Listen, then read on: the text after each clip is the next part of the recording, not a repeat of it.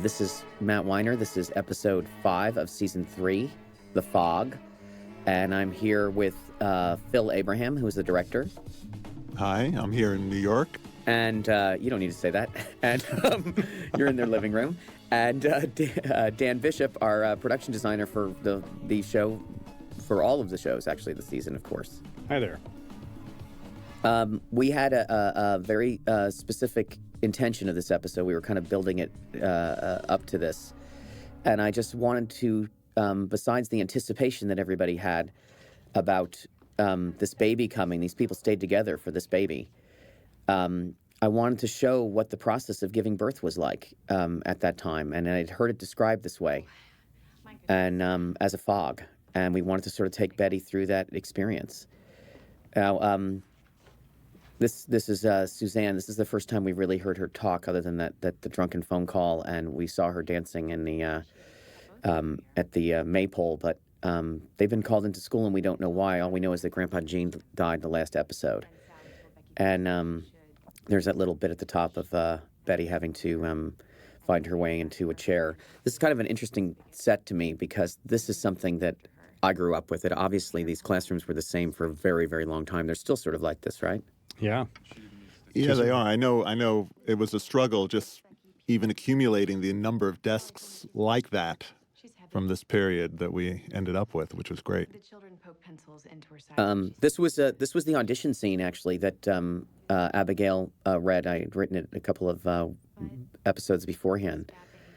And you want to talk about that shot, about the shot with Sally wiping the blood off her face? Yeah, well, I mean, this was exactly as it was in the script, which we talked about. It's a scripted shot. It's just sort of representational of just that sort of feral image of Sally, which we've never seen before, which I thought was great to sort of see a visual representation of something that they're discussing. I thought it was just a really good thing, and I'm glad. And it tells you that the episode, that something strange is going on, too. Yeah, that it's going to be slightly psychological, I think. Yeah, no, absolutely. I love the way January recoils there when Suzanne comes over to express her grief for losing her father. That's not in the script. Well, I kind of, just the way the blocking kind of ended up, and I love the triangle between the three of them, and Suzanne sort of being at the desk and standing, and the two of them sort of seated both in their own discomfort zone, and I thought that all played well. Yeah. I mean, I love the fact that this really feels like two parents. And Yeah. I've been there. yeah, we've all been there. And this Yeah. happens, you get called in, and then there was supposed to be this sort of moment of connection between the two of them, and we're sort of just getting into this character of Suzanne, and I think that to me, it was important that she was a very empathetic person. I don't mean sympathetic, I mean empathetic, and that she's almost the form of a new kind of person, that she's sort of a proto-hippie in a way. We haven't, the phone call is in this episode. I just realized that. We haven't seen her yet. So all we've seen is her in the maypole. In the maypole, and we didn't know she was important. Right. And at the eclipse, right? No, that's the next episode. Oh, that's the next episode. So Betty's upset about her father dying, and I love this fact, too, that the Drapers, and you can see that, and I don't think this is just WASP culture, they did not believe that the children should be treated with seriousness about this. That was part of the story of episode 4 about mortality. She'll get over it. She'll get over it, and they didn't tell her, and they didn't share her, and they didn't tell the teacher, and they're kind of like, what's the matter? It's a family issue. This is Lane's character now in full force as a efficiency expert, and I love the way this is shot because it was all about Don getting up and walking out in the middle of it, and they're already miserable. And it's just, to me, is the way that Lane continues is very satisfying.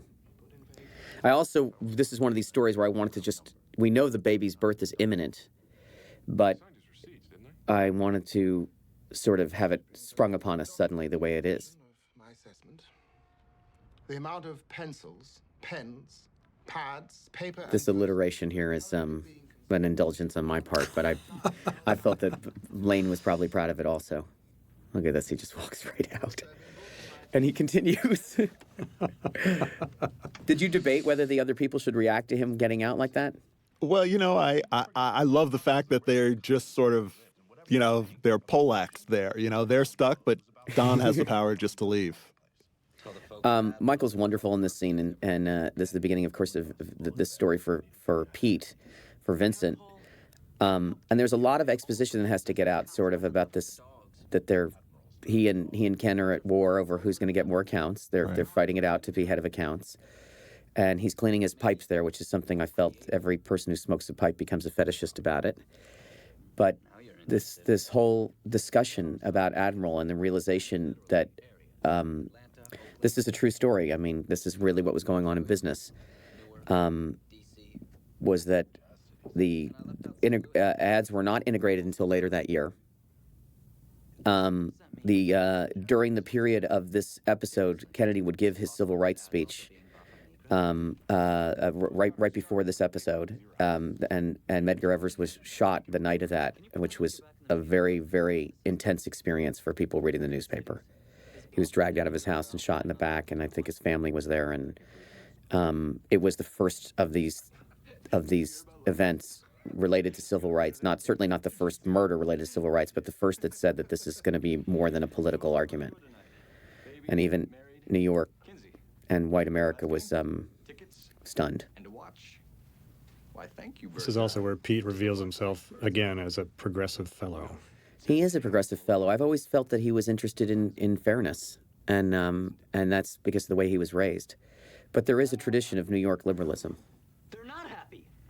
Morris, comma, in reference to retooling the factory for this, of course, a reference to London Fog. Right. And their desire to diversify. And we wanted to make it clear that this was not Duck. This was not the same situation. This was not Don versus someone who had no respect for what he did. It was someone with a completely different agenda, and it was completely financial. And Don is defending his people and defending the way Americans do things. But I love Lane's expressions here. This is also sort of, this is a very nice scene for them in defining, their battle and truce at the same time, in a way. They're at odds, but also seeing eye to eye at the same time, I think. And then also, what is going on at the company? He already said, "Why did you buy us?" And he said, "I don't know." Right. And they're sort of slimming them down, but Don's trying to explain what money does for the creative part of it, and that he's paying attention to the wrong thing. I've seen everything. And I love when Don says, I'm not going to do this way again. I've been through this. I'm not just going to sit here and try and browbeat you into what I want. I'm going to pour you a drink and explain something interesting to you. Here's Pete in the bunker, looking at his maps. Figuring it all out. Yeah. And this was a very funny joke to me. My goodness, is Aunt Alice all right? Duck's secret code is misread by Pete because he has an aging uncle. Sorry for the cloak and dagger. I didn't want to set off any alarm bells. And My name is Herman. I think the audience was excited to see him again. Absolutely. That's a sick joke. I apologize. And he's got his Dan and Amy. I love that he took his stuff from his other office and put it in there, even though it's much smaller and less glorious. Also, I don't know if there was any kind of real intent, at least not necessarily on my part, but his chair is very low. Yeah. And that desk is very high, and when I saw it, I kind of liked it. It just sort of added this level of discomfort to the scene. Well, there was a lot of discussion in editorial about the fact that he looked like someone should put him on a crate. Well, it was a little odd, but I kind of embraced it. We shot it in like 10 minutes right before lunch. I remember dealing with that. That's his version of the conversation pit that he has back at his apartment. Exactly. I love this sort of being caught off guard. Don comes home, and here's Suzanne. She has regrets about, as she says, crossing the line. But they did connect, and it was very personal. And the most telling thing, of course, about this whole conversation is him lying to Betty about who it was. But the bra strap doesn't hurt, the clinking of the ice in her drink. There was a lot of gestures that this was sort of one of the first scenes we shot with her. Am I wrong? Yeah, no, you're right. And I remember trying to explain to her that it was very important for me that she lean her head against the wall, because it just felt to me like, I guess I can I don't know, romantic. Yeah, and also, Surrender. That. yeah, I don't know why I'm calling. I'm very I loved it. And I also loved, that this is a piece of her apartment before we had her whole apartment, Dan. And you guys did a great job of sort of giving me this feeling of like a remodeled. There's 40s furniture in there, I guess, and some old wallpaper, and it was a feeling that it was moving, and it was temporary. And here he is, stepping into the next part of his life. They're in your hand. And there's so many cliches about the father who doesn't know what to do when he's delivering the baby, and the father's obviously a lot of this is playing on our expectations of what the experience is like now. If your part's an emergency, you'll But have to move soon. I love this woman playing the nurse. I This know. is she's just feels like a medical professional. And you added this next bit that's I find even more than Sally wiping the blood on her face. This shot here of Betty looking back at him and him being gone. But that was his job, and I love this. yeah, that worked out really nicely. Wow. Yeah. And that she's about to enter a state of like altered consciousness, which is involving her anxiety. And there's her father who just passed away, or someone who looks like him, Scream and yell as much as you want in this hallway. But we're about to just out of frame. The frame is used beautifully in this. Chris, you guys did an amazing job.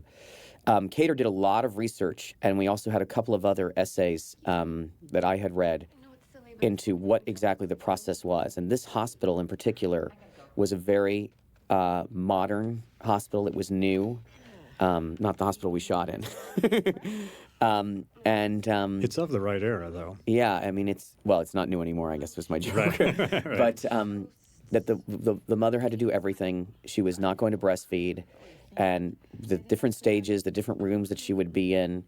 And of course, there is a shout out to Dr. Mendelowitz, who was one of the first an obstetrician gynecology as a specialty was new, and he was up in Westchester. And I still run into people who were delivered by this man, and he was very helpful. And was he actually a doctor in that hospital? In that hospital, but he was brand new. Right, He was very right. young at the time. Right. But he explained the whole thing to us, and the period. In medicine at this time, this whole idea of drugging the moms and giving them all these medicines was already on its way out. But someone like Betty, who'd already had 2 children that way, her obstetrician would do it the way she'd done it. Right. This is really a 50s delivery way. And it went on, especially for wealthy, educated people in the suburbs. This process went on for a long time. And then natural birthing it was already being discussed. But I felt that this story was an opportunity. I don't know if I should even say this, but there's a story by Ernest Hemingway called Indian Camp. And in our time, I think, are the Nick Adams stories. And it was part of my inspiration for this, was the idea that it is a difficult and an emotional experience for a man to go through this at any time. And I just loved, character-wise, that Don would have never talked to this guy if he didn't have a bottle. Right. But Don does talk to strangers. I mean, you want to talk about this? I mean, about the storytelling process? We knew we were going to be going back and forth between all of this. Right.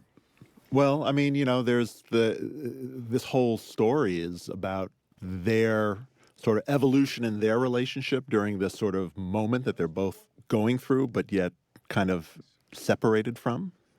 So, and I think there's, they're both kind of feeling each other out, and they're seeing some truths in their own situations that are sort of coming through for this guard through to Don, and not so much vice versa, but I think Don is sort of seeing things in this I prison mean, guard. if nothing else, I wanted to get the feeling that Don was going to get the message of a fresh start. Right. Right. And this was an expression that had been told to me by our Lamaze teacher, which is that your wife's in the boat and you're on the shore, because I was the modern husband trying to get into it, and they're saying like, you know what, you're not going through it in the end. You're not having surgery. Right. But Don feels guilty about his fathering and about his lack of And this I love too. We put this ad in here, and Don's always tearing things out of magazines. This is not related to anything other than his work. This is part of that job. But the idea that we found this ad that looked exactly like the Jet Set episode of he and Joy in a car in front of one of those houses. And here it all starts. Here it all starts. She's going to be going through this process almost on her own. Love this shot. I love what you did here, Dan, too, with this, besides the vending machines, the lighting, the chairs. Yeah, Amy certainly had a lot to do with it as well. But it feels, and you know, the television set on all the time. We were told that they had just developed this solarium space in this new hospital. And we wanted to get the news in there, Medgar Evers' investigation, which ironically, of course, was still not put to bed until almost a year ago. But you got the power, kind of like. And this man has some pride in being a guard, and he knows that people are interested in it.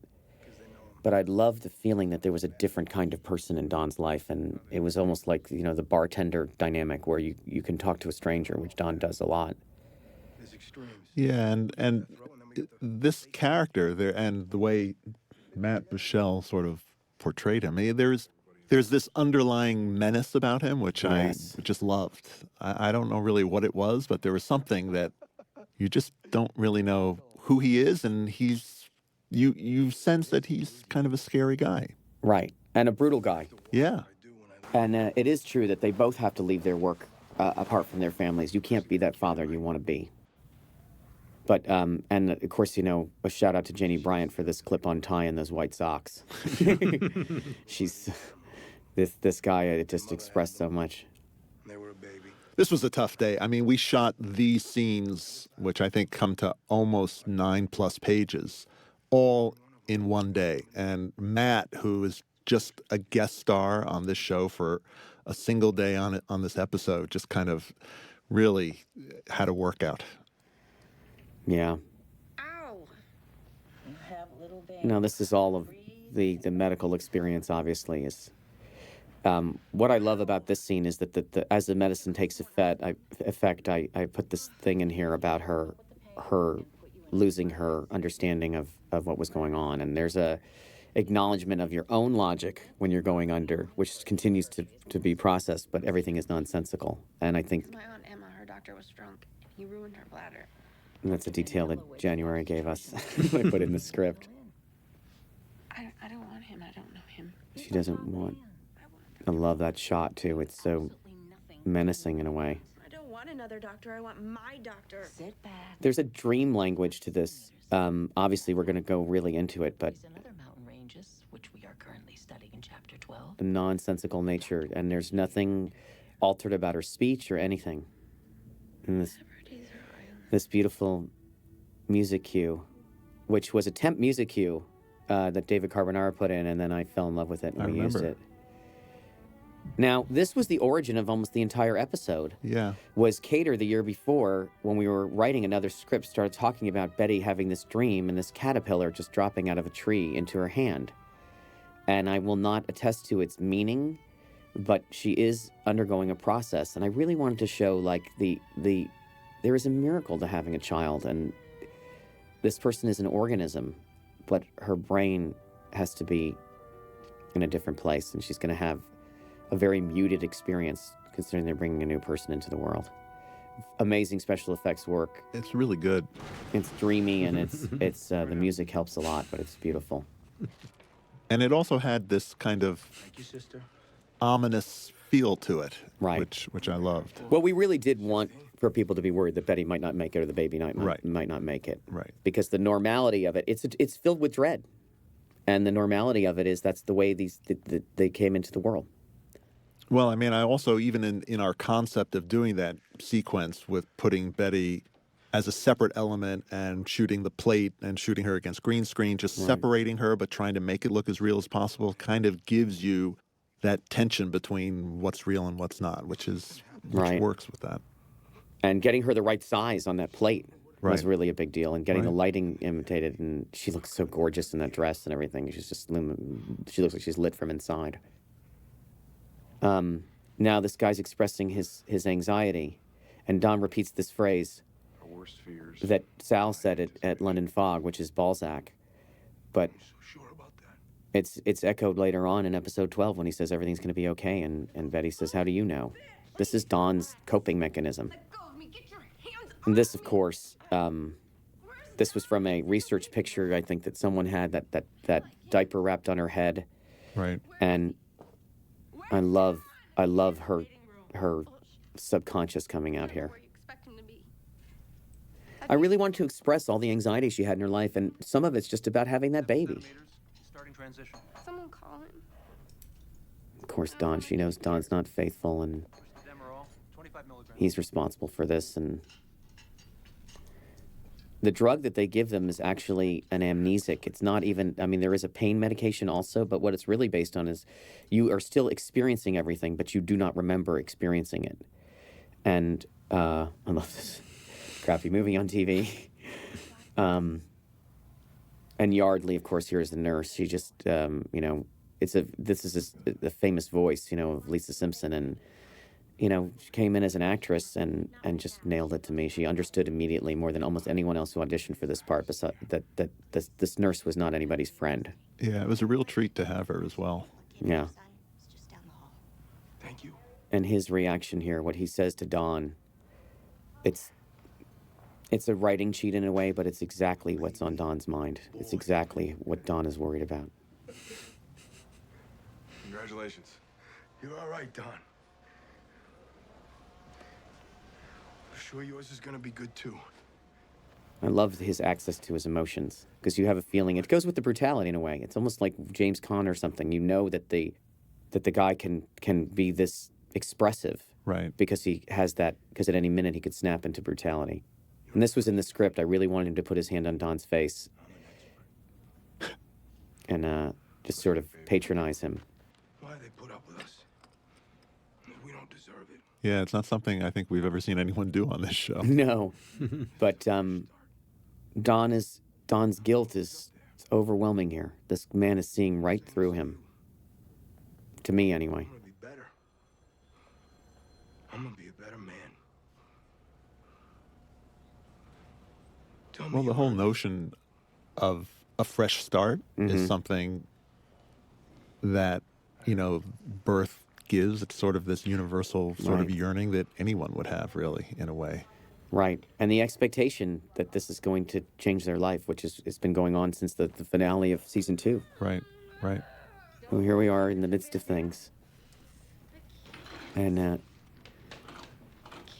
there's a medical reality to this, but anyone who's ever been through the experience with someone having a baby, I can't, is usually what happens right before the baby comes.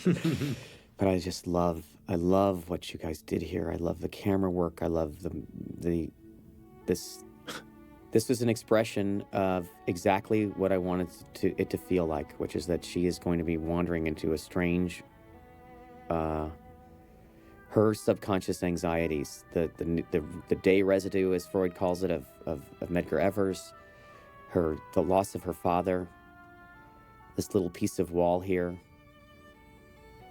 that leads us right into our kitchen. Daddy, And, what is the dreamlike part of it? it's me. My wife told me this about her father passing away, that she kept dreaming that she was running into him on a street corner and he would pretend like he didn't know her. And then he would admit it and say he had just moved on. And I felt that was the great comfort. And of course, I guess it's worth discussing the fact that I flopped the negative here in editorial. Yeah, it's definitely worth discussing. I think It's completely backwards. We just take it, everything's still in focus. It's just everything's on the exact opposite side. And Nobody knows I'm here. I think there's a feeling that visually you pay attention to a certain side of people's face. And when you do this, it just, A, we recognize the kitchen, but the orientation is off. And B, the people look a little bit different. Ryan, in particular, looked so much kinder and more open in this form, didn't he? it's funny. It's interesting. It's very unsettling for me since I'm so familiar with the sets, as I'm sure our viewers are too. But to see it as a familiar place and yet be in this disarmingly weird way very unfamiliar, which was Right. great.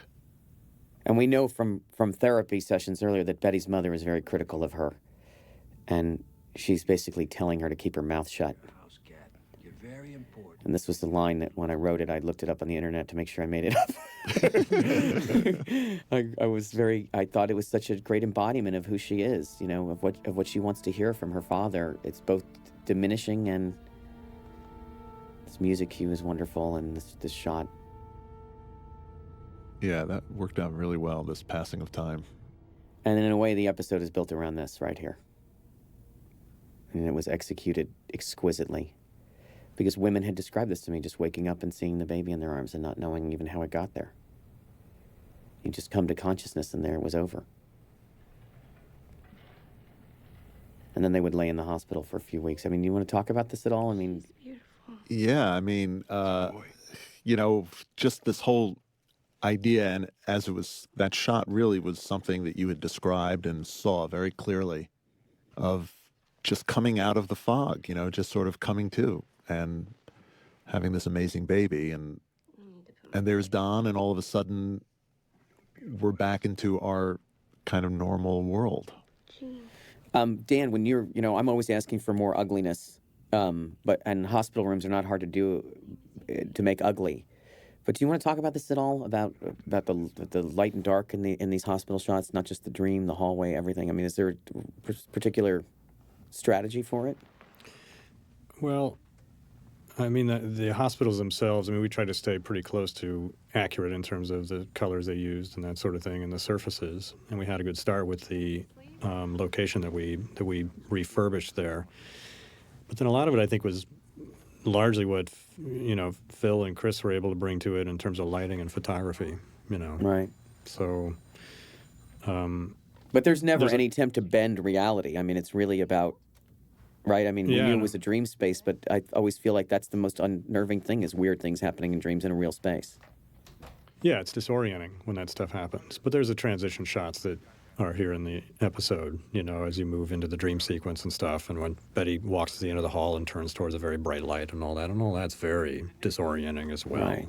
But there was a very concerted sort of design effort going into making that hospital that we used look as new as it could look, because it was a new hospital in its day. And I know you guys used that very same hospital and corridor in season 1 for Roger's heart attack, and I went back and looked, and that looked really different. The whole place felt different. It did. It felt cleaner and more bright and less urban. That's for sure. Yeah. Right. Felt more like a suburban hospital in the middle of a nice neighborhood.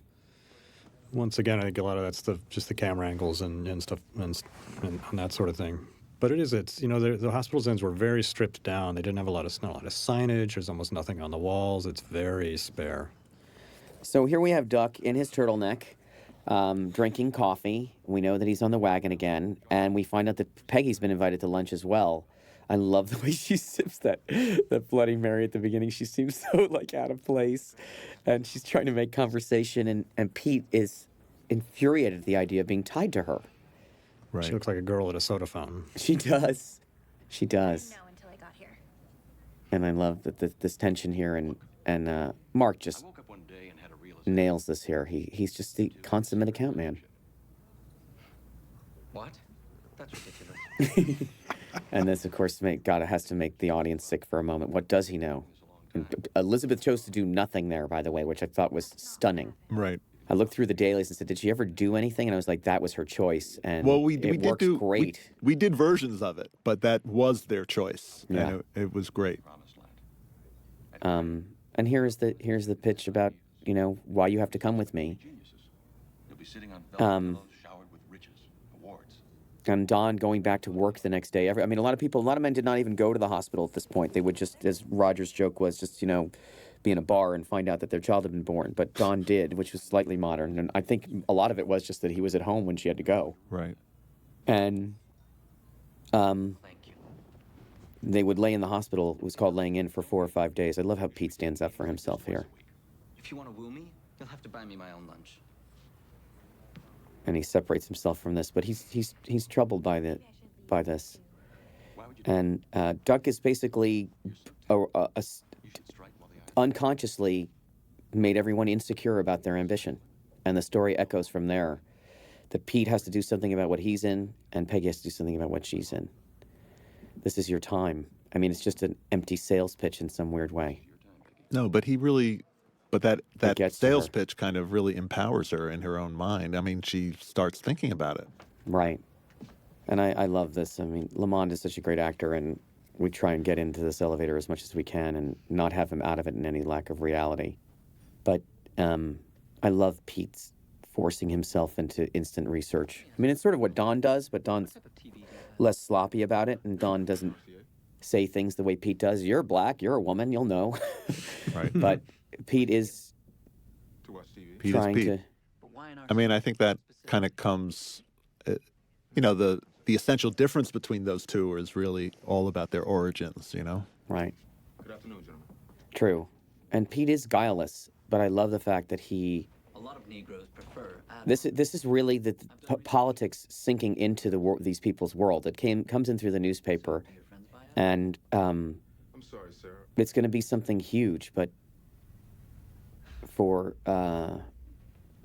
black people, I will say there's no doubt certainly from reading the newspapers at that time, this is already, it's the foment of an ongoing issue. And for white people, this is just something new that just came into their life, which is very interesting to me because it's going to be in everybody's life. And it's almost like a secret. It's like he's so powerless in this conversation. But I love the way he stands up for himself in the most dignified sort of, he's on the verge of yelling at him. We've got bigger problems to worry about than TV, okay? You're thinking about this in a very narrow way. And Pete won't even hear it. Pete is, this is a country of opportunity and aspiration, and you're just another immigrant like everyone else. I just love that. I just love that this sort of, childish optimism about it. And then, of course, then you get what the show is really about to me is this very human connection here at the end about the baseball thing, where Pete's just like, come on. You don't watch baseball? I don't believe you. The political is personal, but then there's still the personal. This I love. This is a memory from my childhood that a lot of people shared, which was going to visit the hospital when my little brother was born, and we weren't allowed in the hospital. And my mother wasn't allowed out. My father was a doctor, so he got to go in, and I assume other fathers did, but she just waved to us, and she was sort of in her own world. And then you have the realization that this expectation, Sally got in trouble at the beginning of the episode. You can't dump that story, and it's important that the birth of this child is going to be disruptive on some level. But I love Don's parenting here because he himself is also... He knows that they're going to name the baby Jean, and he's not happy about it. Are you looking for a chick? It's a really nice scene between the two of them. Oh yeah, It's one of my favorites. Cater made a huge contribution to the scene, and to me, it's not just the discussion that we were going to have about, obviously addling, which is about birth and babies coming into the world, but that expression right there, and you know what else, which is just exactly how children talk. It's called Adley. And Don does some great parenting and acting. John Hamm here, Is the baby gonna live in Grandpa Jean's the way he hides his irritation here. You see that?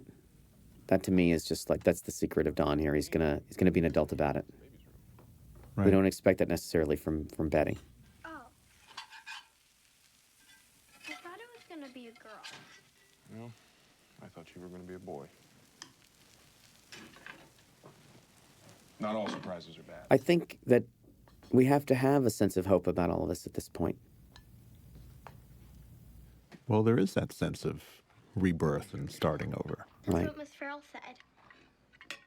And it's an exciting time for the family. I mean, in spite of all the things that are going on. Right. There is this I love optimism. this. Now, this scene, I had people expressing confusion to me about what it's about, and I apologize if it was not clear, but what this is basically about is the fact that Don sees him and smiles at him because they bonded, and that the guard is embarrassed about his emotional outburst, in a way. He does not want to be called on for letting his guard down. Did he throw a desk chair against a window? I love this scene. These two guys are great. I love the way that the room is shot. And lived hard and loved hard. And I love that it's gotten out that Bert Peterson had a display when he got fired, which we witnessed.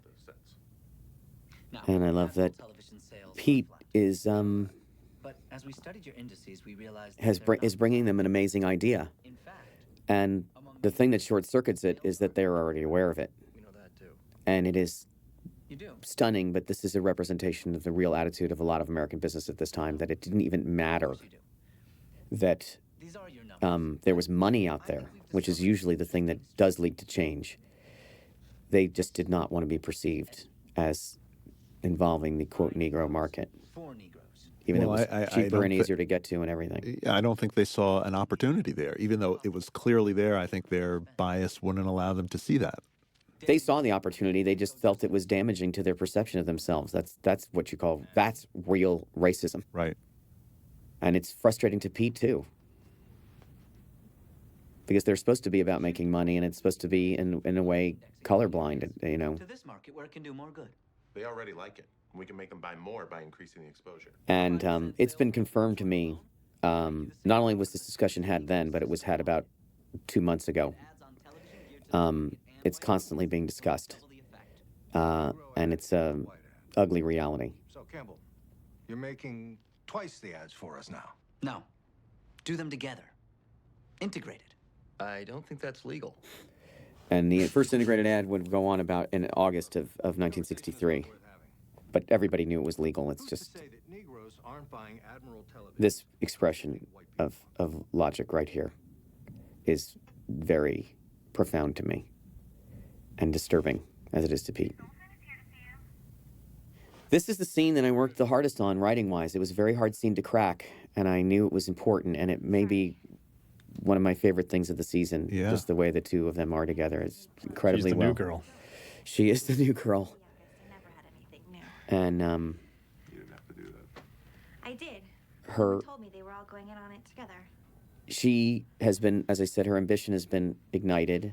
She brings up this thing about the equal pay law, which is just an argument. She's really just trying to justify it. I don't think she sees herself as a political person, but she's just, what she's really saying is, I'm really good and you're not paying me enough. And Don says, that's too bad. And then he sees this, there's this moment when she's looking at the gift there, and he remembers that she's had this baby, and he knows what it is, and they have a very, very kind of, they know each other very well in a very specific way, and they compartmentalize it. But to me, it was great to call back to that. Maybe we need to get you a cheaper secretary. And I love it whenever Don goes from this glib boss to this intimate confidant. He's sort of stripped bare by the end of the scene, would you say? Yeah. No, they I mean, you just said they have a bond, and they share these truths with each other that you get a sense are not shared with anyone else. Not now. I'm fighting for paper clips around here. It was actually still legal before that law to actually pay women less. There wasn't even cause for, I mean, it's never been rectified, obviously, because it's hard to show cause. There it is. There's her realization of what is she missing. She gave up that baby. She's in this job. And Don recognizes it here. I love that shot over the drinks there. And did you find that you had the whole this notion of Peggy asking for more money fit perfectly into this episode that Lane was already cracking down on the excesses? That was all on purpose. No, clearly, but which one came first? Do you know what I mean? Did you have this notion of Peggy and Don and then sort of backtrack to... I don't remember. We knew Peggy was going to ask for a raise. Right. What I didn't realize is that I couldn't ignore the fact that Don had just had a baby, and that would another baby, and that would resonate with Peggy as a young woman, that perhaps a part of her life is disappearing. Right. And in fact, there was a line in here. What do you want me to say? I love when he says that, because it's literally. I don't think I could have been any clearer. There's nothing else to say. He's always trying to tell people what they want to hear. And she's really confronted him on his life. He does have so much, and he doesn't feel, it's just like the guard. He doesn't feel appreciative of it. He doesn't feel happy. This moment right here. What if this is my time?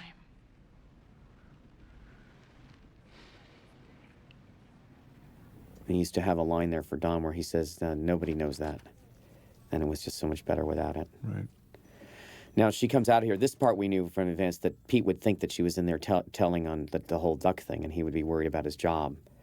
But of course, Pete and Peggy's relationship is always going to be complicated, to say the least. Where are you going? And Ladies' room? You want to join me? your decisions affect me. I mean, that's what this was about. Your business. Sure.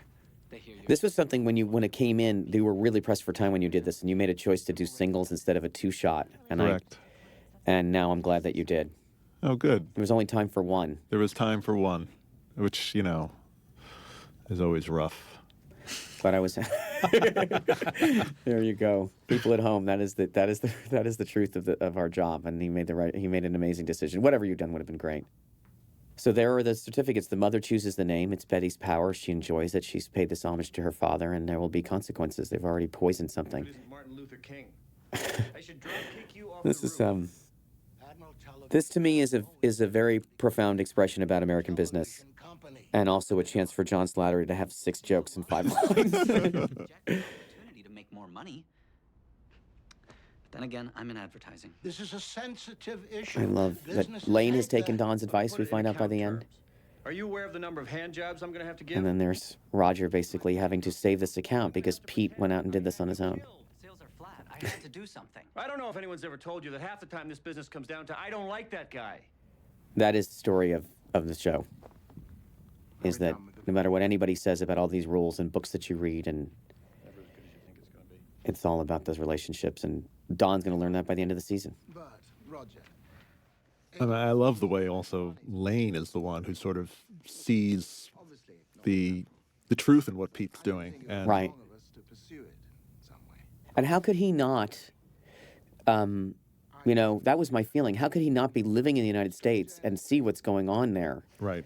and not be stricken with it? That they're that's what I was saying. This is people's eyes being opened to conflict that they prefer not to see. And I love that Pete saw it.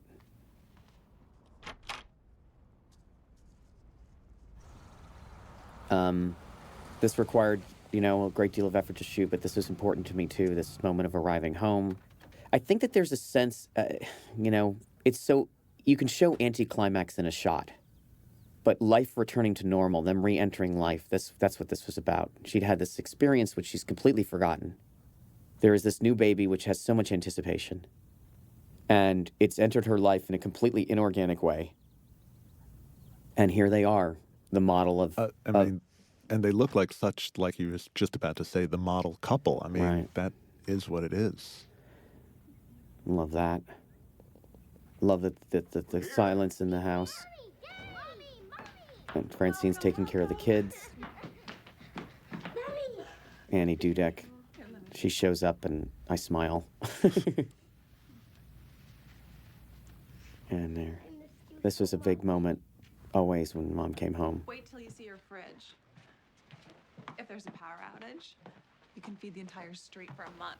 And there's the revelation here of Don sort of taking care of things. He pours himself a drink, but he's being a better man, I think, on some level. But what I really wanted to just say is, look at where you started this episode and look at where you ended it. And that experience that they were supposed to have on the way there. And I'm not trying to make a political statement about natural childbirth or anything else like that, but I'm just saying, look at how much was invested in this baby and how it came into their life, the actual experience. It was really not an experience. With nothing else, it was definitely a lonely and strange experience. That she no longer remembers. Right. And this to me is this is life returning to normal, and it's just it still gets me emotional when I watch this. Everyone has described this moment of seeing their mom standing there in space and wondering what was going through their mind. And January had it from her mom, and I certainly had it from mine. And of this moment where you're just sort of shifting gears. She's about to enter the rest of her life. That's and right. It's not, there's nothing special about it anymore, that's for sure. That's very powerful. It's suspenseful. There she goes. It still gives me the chills. It's really. I know one thing. No one's really treated this subject that way, and for these particular people, I thought it was a great expression, as a lot of the season was, of hope and expectation and versus reality.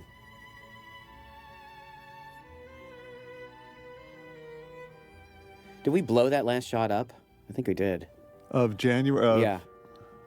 I think you did. Yeah. I think you did. I think I wanted it to be a little closer and a little more intimate, but of course the music is what sells it. That just starting of the music again from this fantasy. Well, thanks, guys. Yeah, that was great. It's good to see it again.